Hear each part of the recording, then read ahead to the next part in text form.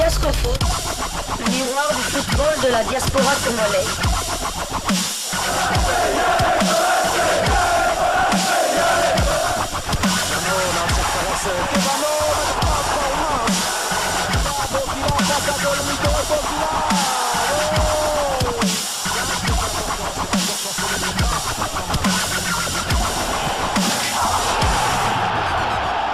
Diascofoot, le miroir du football de la diaspora congolaise.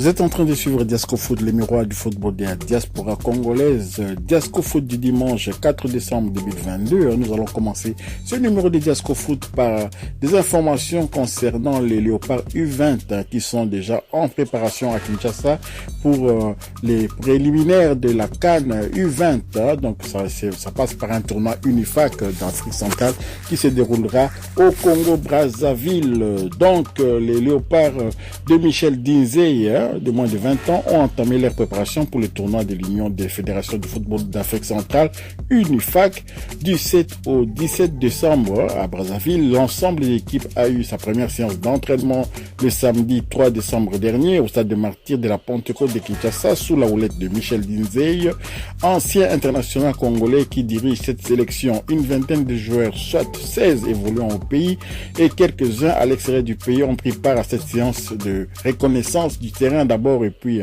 ils devaient faire aussi connaissance entre eux. Pour rappel, ce tournoi est qualificatif pour la CAN U20 qui aura lieu en Égypte. Après cette information concernant les U20, commençons notre tour d'horizon par la France et plus précisément à Marseille pour parler de Chancel Mbemba. Une fois de plus, Chancel Mbemba, les demi-dieux, a été plébiscité par les supporters de l'Olympique de Marseille. Il a été élu pour la première fois de la saison Olympien du mois par les supporters de l'OM, comme je le disais.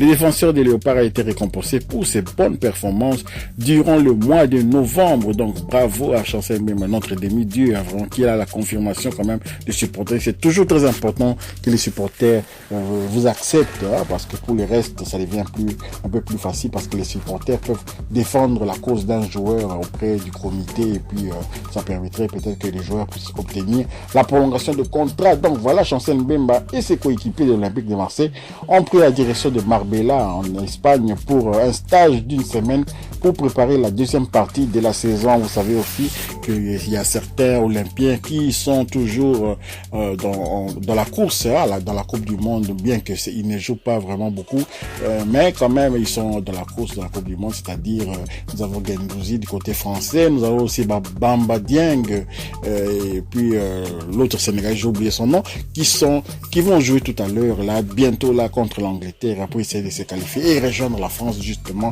en quart de finale. Donc voilà tout ce qu'on pouvait dire concernant l'Olympique de Marseille, concernant Chancel Mbemba, les demi-dieux. Rendons-nous à présent au Portugal pour le compte de la Coupe de la Ligue portugaise, deuxième journée des phases de groupe de cette compétition.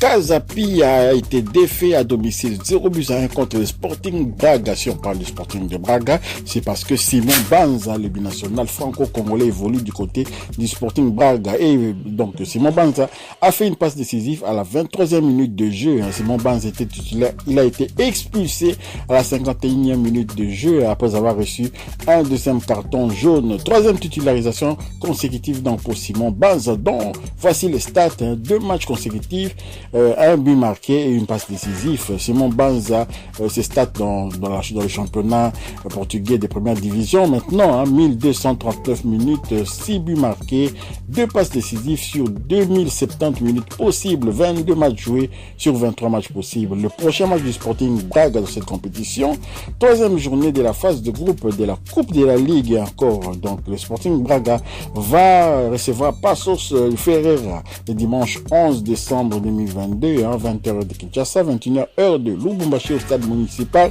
de Braga.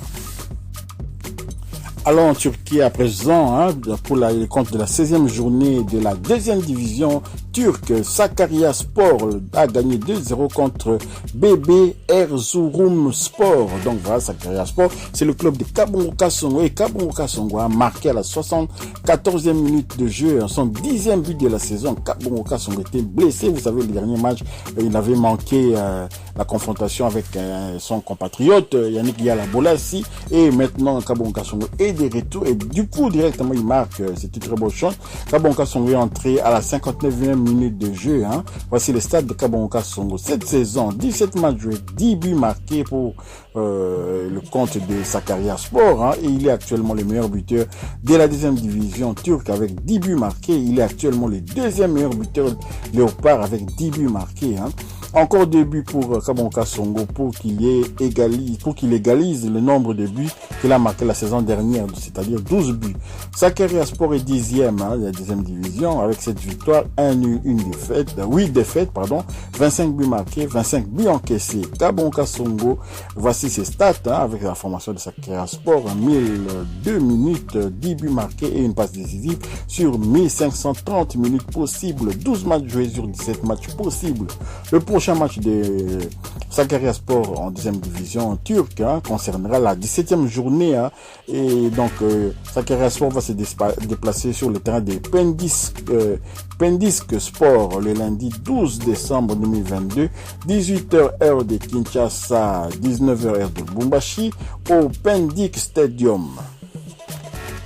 Toujours en deuxième division turque, hein, pour la 15e journée, Bandırmaspor a battu 1-0 Altinorduz. Donc Bandırmaspor, c'est le club de Rémi Mulumba, hein, et ainsi que Isaac Chibangu, ancien joueur du tout-puissant Mazembe. Rémi Mulumba était titulaire, il est sorti à la 81e minute de jeu, troisième titularisation consécutive pour Rémi Mulumba, et Chibangu n'était pas sur la feuille du match. Bandırmaspor est 8e de deuxième division turque, 6 victoires, 6 nuls, 3 défaites, 19 buts marqués, 19 buts encaissés.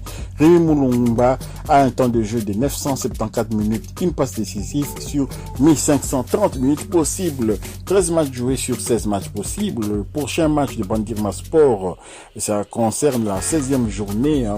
Ils vont jouer du côté de Boluspor. Boluspor, c'est l'ancien club de Kabongoka Songo, et donc Boluspor va recevoir Bandırmaspor le dimanche 11 décembre 2022, 11h30 heure de Kinshasa, 12h30 heure de Lubumbashi, au Bolu Atatürk Stadium. Nous allons nous rendre à présent en Allemagne, hein, pour un match amical qui concernait la formation de Sandhausen, des frères Kinsombi et de Merveille Matondo Papela qui affrontaient l'Eintracht de Francfort. Vous savez, nous sommes en pleine Coupe du Monde et donc il y a le championnat allemand qui était interrompu. Hein. Donc voilà, il y avait un match amical entre Sandhausen, le club de deuxième division, hein, deuxième Bundesliga, qui a été corrigé par l'Eintracht de Francfort par 1 but à 5. Les frères Kinsombi, David et Christian et Merveille Matondo Papela, ainsi que leur club Sandhausen, se sont lourdement inclinés, donc 1 but à 5 devant l'Eintracht de Francfort, hein, en match amical de fixation pour les préparatifs de la deuxième partie de la saison. Toute l'équipe est en train de recharger ses batteries pour être au point lors de l'ultime étape de la saison qui sera cruciale, surtout pour eux qui ne sont pas encore assurés du maintien. Ils vont devoir se battre jusqu'au bout pour sauver leur place au sein de ces championnats de deuxième division et ils en ont les capacités. Sur le plan personnel, les statistiques de 3 jeunes joueurs congolais sont très bien pour le moment. Ils font partie des pièces maîtresses de cet effectif sur lesquels les staffs techniques se reposent énormément. Souvenez-vous aussi, le coach fédéral, enfin pas le coach fédéral, le coach manager des Léopards de la RDC, à Sébastien Desabre, avait assisté à une des rencontres des frères Kinsombi justement et de Merveille Papela Matondo, afin de se faire une idée, hein, s'ils peuvent venir prochainement renforcer l'effectif des Léopards pour les matchs concernant la 3e journée des éliminatoires de la CAN, justement de la CAN qui aura lieu du côté de la Côte d'Ivoire, hein. Donc la RDC va jouer en double confrontation contre la Mauritanie. Donc voilà, les frères Kinsombi sont dans les petits papiers de Sébastien Desabre et on serait curieux de le voir quand même à l'œuvre. Rendons-nous à présent à Chypre pour le compte de la 13e journée de la D1 chypriote. Nous allons parler du club de Paphos, le club de Jordan Ikoko, leader du championnat justement chypriote. Paphos a partagé un but partout contre l'Olympiakos et Nicosie. Jordan Ikoko a joué toute la rencontre pour la 8e fois consécutive, la 14e titularisation consécutive pour Jordan Ikoko. Donc, Paphos est premier de D1 chypriote, donc 9 victoires, 4 nuls, 0 défaites, 29 buts marqués, 6 buts encaissés. Jordan Ikoko a les stats suivants, temps de jeu 1231 minutes sur 1260 minutes possibles, 14 matchs joués sur 14 matchs possibles. Le prochain match de Paphos en D1 chypriote, 14e journée, Paphos va recevoir Apoel Nicosie, c'est sans doute même, bon là, c'est ne pas précisé, le vendredi 9 décembre 2022, 18h de Kinshasa, 19h heure de Lubumbashi au stade Stelios Kyriakidis. Terminons ces numéros des Escrofoot du 4 décembre 2022 par la 2-1 de Malte. Donc on va aller du côté du championnat de Malte qui jouait à la 12e journée justement. Amroun Spartans a battu 2-0 Santa Lucia. Elvis Soukissa et la formation de Amroun Spartans a marqué à la 62e minute de jeu son 7e but de la saison. Elvis Soukissa était titulaire. Il est sorti à la 83e minute de jeu. Un 4e titularisation consécutive pour Soukissa. Les stades de Elvis Soukissa, c'est 2 matchs consécutifs, 2 buts marqués. Et donc, Amroun Spartans est premier de la D1 de Malte. 10 victoires, 1 nul, 1 défaite, 21 buts marqués, 7 buts encaissés. Elvis Soukissa a les stats suivants. 11 1443 minutes, 7 buts marqués, une passe décisive sur 1800 minutes possibles, 20 matchs joués sur 20 matchs possibles. Le prochain match de Amroun Spartans en D1 maltais concernera la 13e journée et la formation de Amroun Spartans va se déplacer du côté de Goudja le dimanche 11 décembre 2022, 14h de Kinshasa, 15h heure de Lubumbashi, National Stadium. Donc voilà, ce sera le théâtre des hostilités au National Stadium Takali.